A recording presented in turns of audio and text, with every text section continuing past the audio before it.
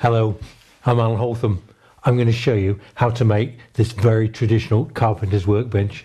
It's strong, it's rigid, it's everything you need for some serious woodworking.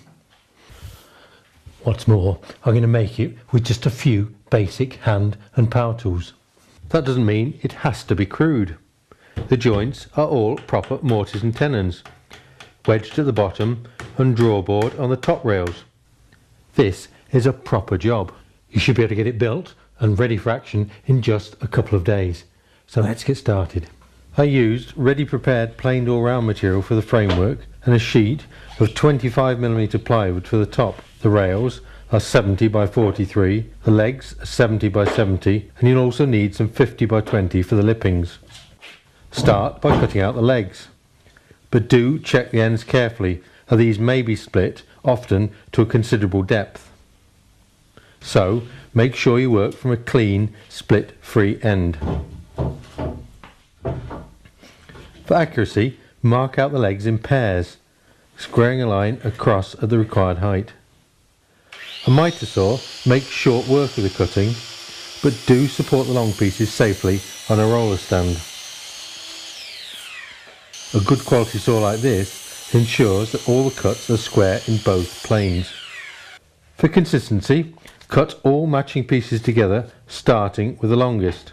The extensions to the bottom stretchers add a great deal of rigidity to the frame, as there are no top rails. But I added a bit of curved detail on the ends to improve the appearance. Start this by drawing around a tin and then cutting it out with a jigsaw.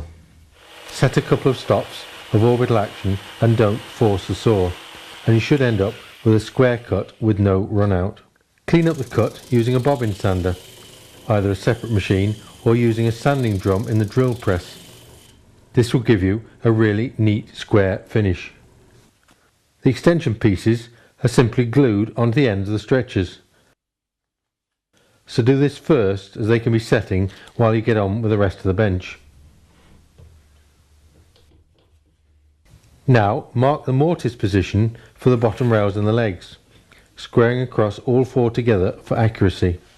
The mortises are cut using the router, and it is worth investing in a good quality bit that matches the width of the mortise, so you don't have to waste time double cutting.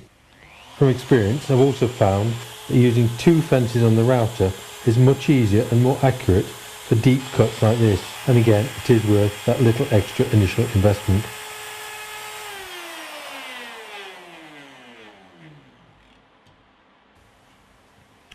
For very deep cuts, you're best working from either side. So turn the leg over and repeat the cut.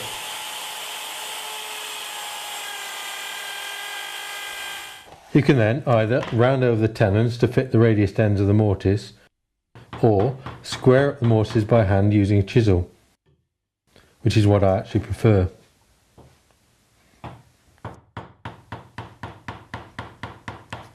Repeat the procedure for the top bridle joints, but these are slightly short, so the top rail ends up a little proud of the top end of the leg. This ensures that if the top rail shrinks, the bench top is not then distorted by the leg ends. Repeat the marking and cutting sequence for the stretcher mortises, but of course these have to be longer to accommodate the extended width of the stretcher end. To cut the tenons, I use a simple jig, just like a heavy-duty T-square.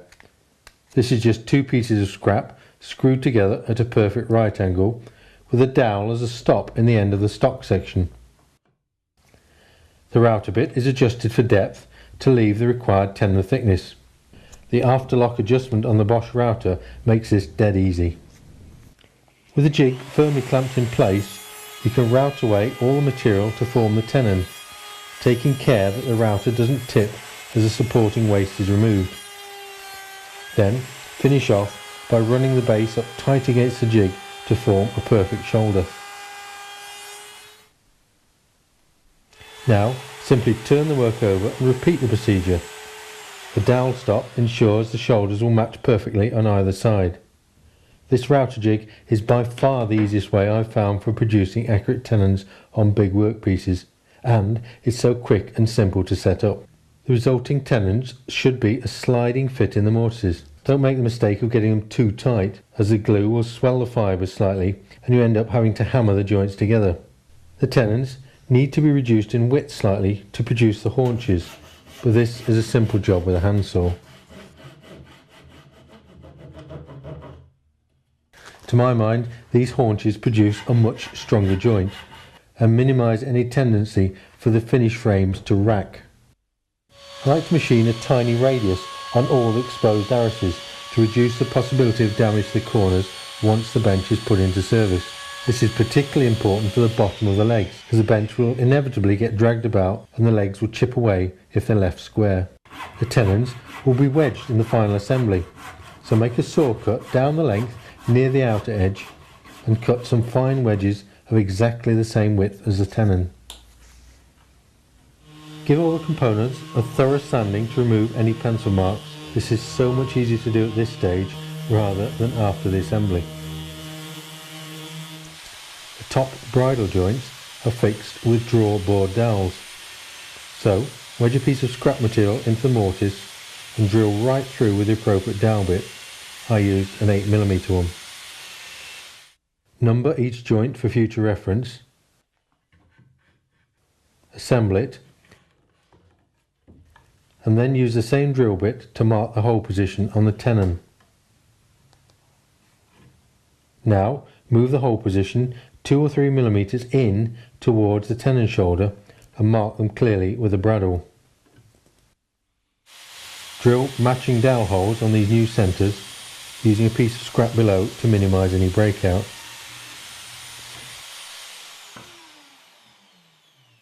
To assemble the end frames, cover each tenon thoroughly with glue and slide them into place. It's at this stage that you appreciate the tenons being a nice sliding fit. Then use sash clamps to pull the joints up tight, checking for squareness as you go. Tweak the alignment of the clamps slightly if necessary to get everything perfectly square. Whilst the clamp is in place, hammer in the pre-glued dowels. The action of forcing them through the slightly misaligned holes will pull the shoulders up really tight against the legs.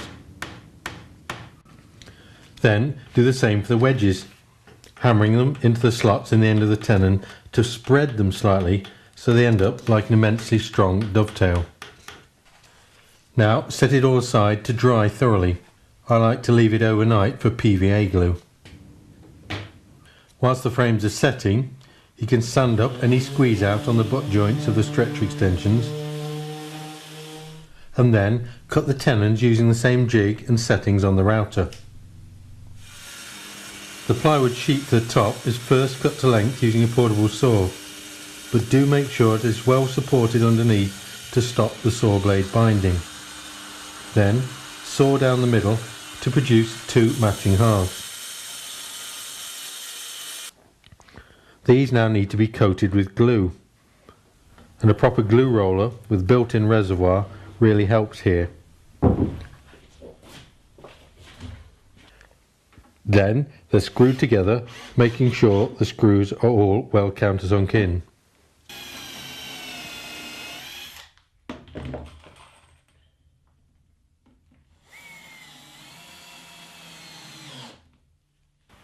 To get the edges of the top perfectly square, trim them back using the same straight bit in the router, but this time running the base against a long straight edge. When the frames are thoroughly dry, the excess dowels can be cut off using a flush cutting saw and then thoroughly sanded to a neat finish. The wedges are cut off in exactly the same way, and any protruding tenon flushed back with a sharp block plane. The stretchers are glued and wedged into the end frames. The accuracy of the shoulders should ensure they pull up square, but do check this and adjust the clamps if necessary to get everything perfectly square. The base is fixed to the top with 4 large coach screws. These go through the top rails in oversized holes to allow for any movement. Remember that this potential shrinkage is also allowed for with the rails remaining slightly proud of the top end of the legs. You could leave the plywood edges exposed, but I think it's much neater if you apply some softwood lipping. just glue and nail this into place. The top edge of the lipping is radiused in the same way as the other components and then sanded perfectly flush to the top. I fitted a standard 7-inch quick release vise with a front dog as my main holding device. The back edge of all these vices is always slightly angled, so cut the recess with about 5 degrees of tilt set on your jigsaw. Fit a couple of hardwood jaw faces and then fix it in place using coach screws.